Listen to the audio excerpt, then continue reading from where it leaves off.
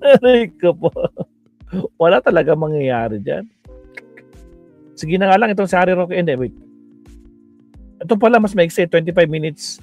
Baka magamit kasi yung mga big fish. Witness ng anomalous flood control project. Bumaligtad kapalit ang laya kapag si Sara ang magiging presidente. Tingnan natin. Ito na lang. Pinapakinggan ko si Attorney Claire kanina dito. 54 minutes ago.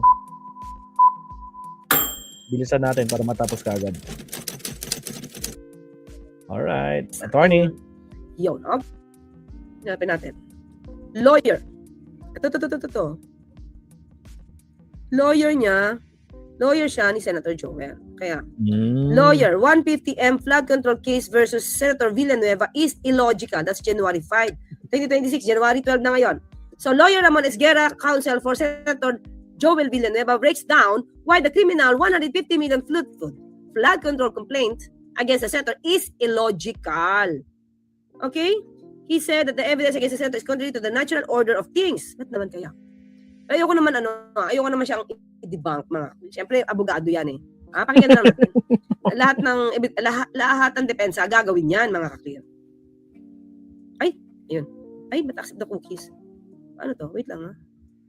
Wait. Ano to mga ka-clear? Ayaw. Ayaw. Ayaw mo diwag. Ayaw eh. Mag-subscribe pa ako. Sige, iba naman tayo. Iba. Hanapin natin. Yan. Tayo iba. Yung nabubuksan.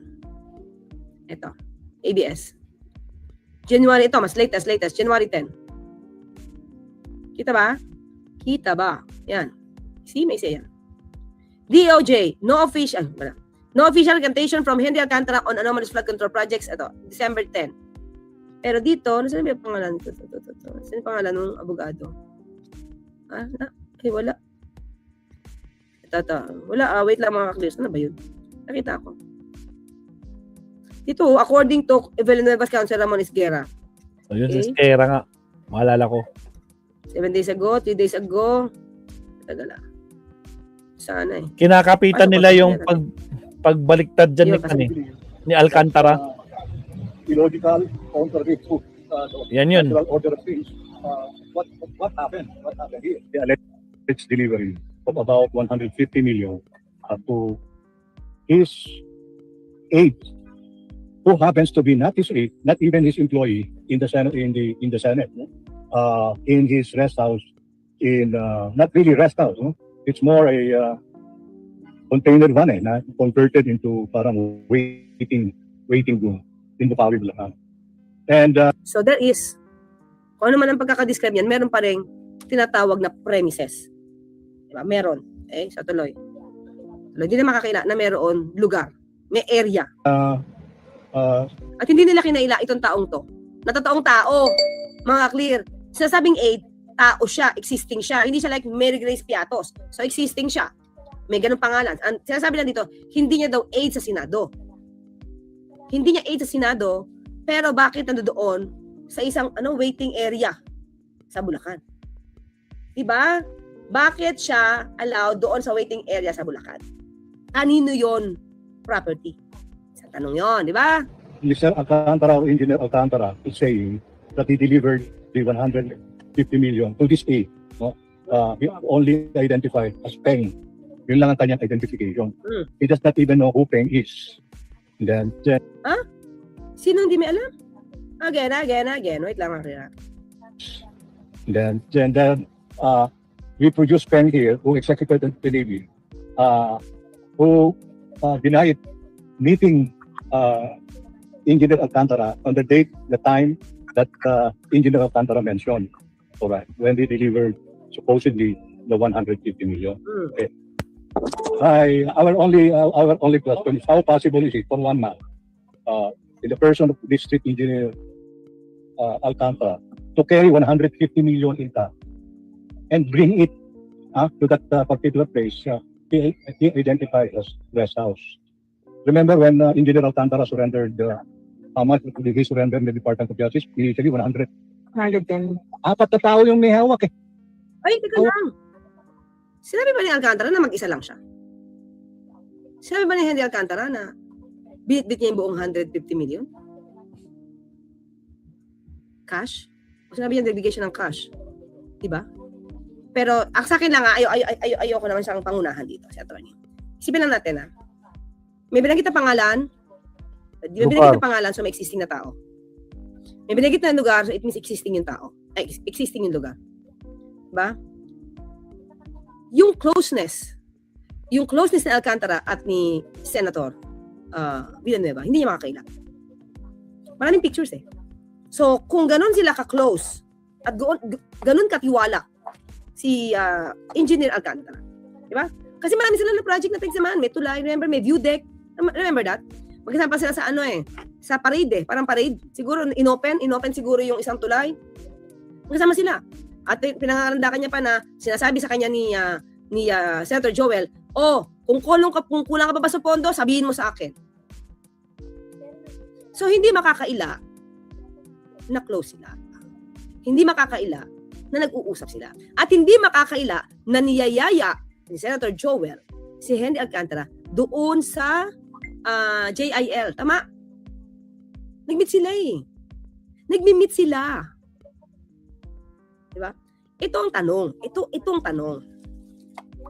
At the time bang gumawa itong si Henry Alcantara na statement, buong-buo na ba ang loob niya na ituro si Villanueva? Ako ang basa ko, sabi ko sa tagal ko sa trial, feeling ko at the time na gumawa si Alcantara, takot pa siyang i-all out ang kwento. Ako sa akin to. Takot siyang i-all out ang kwento. Tingin ko, for me, kung ako si Alcantara at magiging state witness na ako, wala na akong iisipin na kaibigan muna. Kasi, it's like this, mga kaklirin. Siya ba ang maliligtas ko? O ililigtas ko yung sarili ko with the truth? Diba? So, ang sabi sa akin sa press briefing, mga kaklirin, kasi ako yung nagre-relay lang sa tanong. Ang sabi dito ay si Attorney Esguerra ang naglabas na magre-recant. Let's say, hanapin ko lang mga kaklirin. Bryce Hernandez, no? Siya daw naglabas eh. Ito, oo nga, mga ka-clear. Ito pakita ko lang sa inyo. Pakita ko lang. After that. Bago ko matapos yun. Okay. Ayon kay Attorney, that's January 10, kita ba? According kay Attorney Ramon Esguerra, binawi umano ni dating Department of Public Works and Highways Engineer Henry Alcantara. Sa counter affidavit nito, ang mga nauna nitong pahayag tungkol sa pagkakasangkot sa mga anomalyang flood control projects. Sana, for me, hindi dapat si Attorney Ramon Esguerra ang nagsabi nito. So, unang-una, paano siya nakakuha ng counter affidavit? Dinidinay pa ng DOJ na may kopya sila ng counter affidavit. Yun lang, attorney. Ba? Yun lang. Saan nakakuha si Attorney Ramon Esguerra ng kopya ng counter affidavit? Ang tanong natin, nakikipag-usap ka ba sa kanila? Si Attorney Ramon Esguerra ba, na lawyer ni Senator Villanueva, ay nakikipag-usap kay Henry Alcantara? Kasi pag nakikipag-usap ka, kasi lawyer to, isa pang maaari maging accused eh. Tapos ito, maaari maging state witness eh. At si Henry Alcantara ang nagturo kay Joel Villanueva. So, ang tanong, kinausap niya ba to? Kaya yung tanong ko kanina sa reporter, nag-usap ba sila? May kasunduan ba sila? Bakit siya ang unang naglabas nito? Itong statement na to. Kinakausap ba niya para sa kliyente niya? Tanong yun It's a legit question. Ito pa, he says that Engineer Bryce and JP Mendoza are the ones responsible for the execution. Itinuro pa si Bryce Hernandez. Ito si Bryce Hernandez at saka si Mendoza ang naglabas ng mga text messages ni Henry Alcantara at saka ni Joel Villanueva. At hindi ito dininay ni Henry Alcantara. Textmate sila. So, imposible ba yung bigayan kung textmate sila at marami na silang proyekto na pagsamahan? Diba? Bakit kailangan na magkaroon ng bagman? Diba? Bakit doon sa taong yun? Ibig sabihin, sa akin, lumalabas, kakilala niya yung taong yun matagal na at nagtitiwalaan yun. At sino mga kaklir? Takot ang mga politikong kurakot na sila ay makuhanan man lang ng video. Tandaan natin yan So kung meron ganito mga malalaking halaga, mga kaklir, tingin nyo politiko ang kukuha mismo. Kasi pag tao lang nila ang kumuha niyan, ligtas sila. Kaya nilang iligtas at kaya nilang i-deny Kahit ito'y napunta sa mga bank accounts nila o napunta sa mga vault nila. Kaya kayo na mga bagman, mag-isip-isip muna kayo. Diba? Kasi otherwise, kapag kayo yung naturo at dininay ng tao, kaya nga tanong nyo, may iba, ang mga staff ko na nag-aasikaso niyan.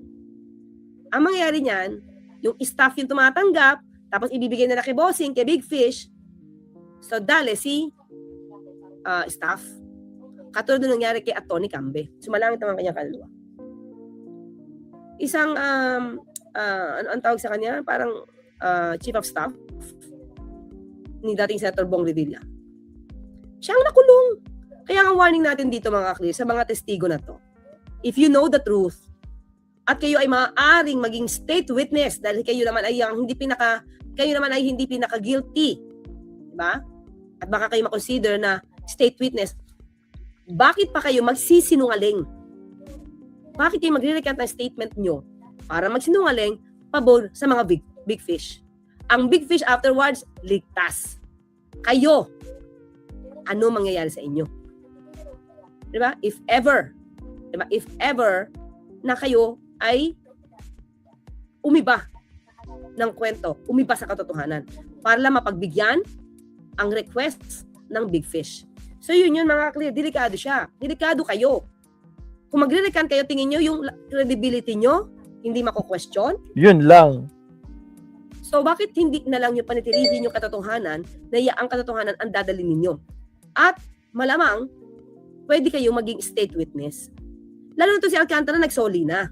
Kaya Si nga, Bryce Hernandez, nagsoli na rin. Paano? Ilan masasaki isa, no? 181 kay Baka kasi may Alcantara, 181 million.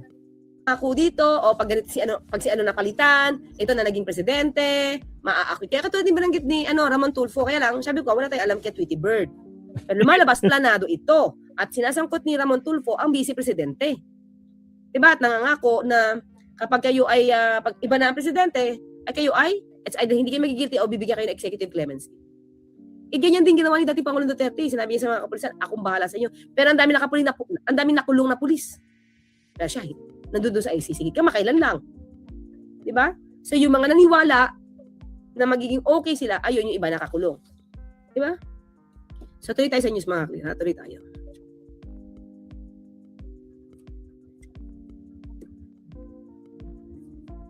Warning against former public works officials who Malacanang issues a warning against former public works officials who plan to recant their testimonies in the flood control corruption scandal. Various reports Ako pala to. Sige, tuloy natin. claim the so-called BTC boys, or the Bulacan group of contractors, plan to withdraw their sworn statements. The former DPWH officials previously implicated several lawmakers as proponents of anomalous flood control projects in Bulacan province. Kung ito'y may katotohanan, sana man lang ay itong mga witnesses na maaari talagang mayroong alam sa katotohanan, huwag silang magpabudol. Huwag po kayong magpaloko dahil baka po lumabas na instant na kayo po ang maligtas dahil sa inyong mga katotohanan isisiwalat, kayo'y magamit at kayo pa ang mapunta sa kulungan. Yun lang. At inyong itinuturo na malalaking isda, sila pa po ang makawala. ML party list lawmaker and former Justice Secretary Laila de Lima also warning the former public works officials against recanting their statements. Some of them even returned some money and even a vehicle. Yeah. So they should think twice, thrice before they recant. Yeah. And, even if that happens, that these people, these individuals, or any of them would recant, there are other evidence. And it doesn't mean also that the recantation would be accepted as valid. This confusion, who benefits from it, Yes, of- Congresswoman? Well, definitely those that are involved, the big ones who are involved. It really depends on what exactly would they be recanting. Totoo yun mga kaklir. Sabi ko nga, kung gagamitin sila at mangangako, ito baka ganito pagka iba na ang Pangulo, konti na ng panahon. Hindi naman to aabot sa 3 years. Hindi, aabot pa to ng 4 years. Di ba? Matatapos na si Pangulong Marcos Jr. Iba na ang presidente. Pag iba na ang presidente, papapaspasin natin ang inyong mga kaso at i-acquit kayo. Pwede may ganun pangako. At dahil sila ay confused, di ba? Hindi na yan minsan makikita kung mas ano ang dapat na desisyon. Kasi yung unang bumubuga ng mga pangako na hindi na makakayanin, pwede kang maniwala. Kaya ang tanong natin, bakit alam ni Atty. Ramon Isguera na abogado ni Senator Joel Villanueva yung sasabing recantation? Did they all talk about this? Anong pangako ni Atty. Ramon Isguera? Kung nakausap niya to, anong pinag-usapan nila? Bakit niya alam yung counter affidavit? Diba? Minsan magtataka ka eh. Pagka ikaw ay abogado ng ng akusado or respondent, at pare-pareho kayo respondent, at itong isang respondent nito or dalawa dito ay maaari makapagligtas sa'yo. Isipin nyo, maaari maligtas nyo sila kung babawi kayo ng statement, tapos kayo lubog. Kayo malulubog. Diba? O, yun lang ang pinakamahirap doon, mga kaklir. Kaya pinakita ko sa inyo, anong pwedeng consequence nito? Diba? Anong consequence ito na sila pa mismo ang maaari mag-recant. Always sabi naman, DOJ, wala pa naman. But if ever mag-recant sila, hindi nila ituturo yung malalaking isda, hindi rin nila na pawalang sala yung sarili nila.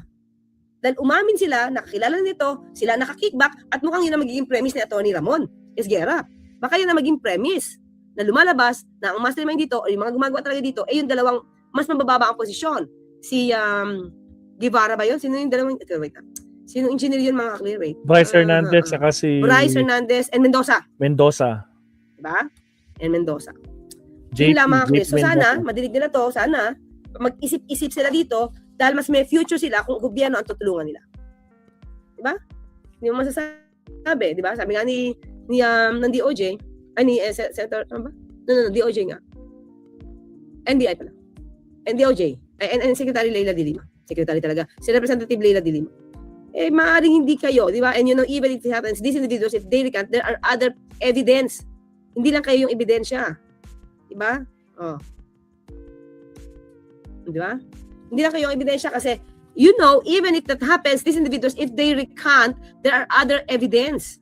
It does not mean also that the recantation would be accepted as valid. Di ba? Baka pag-recant kayo, mawala na kayo ng credibility, so you have to think. Baka mas safe kayo sa katotohanan. Diba? Mga ka-clear? Okay.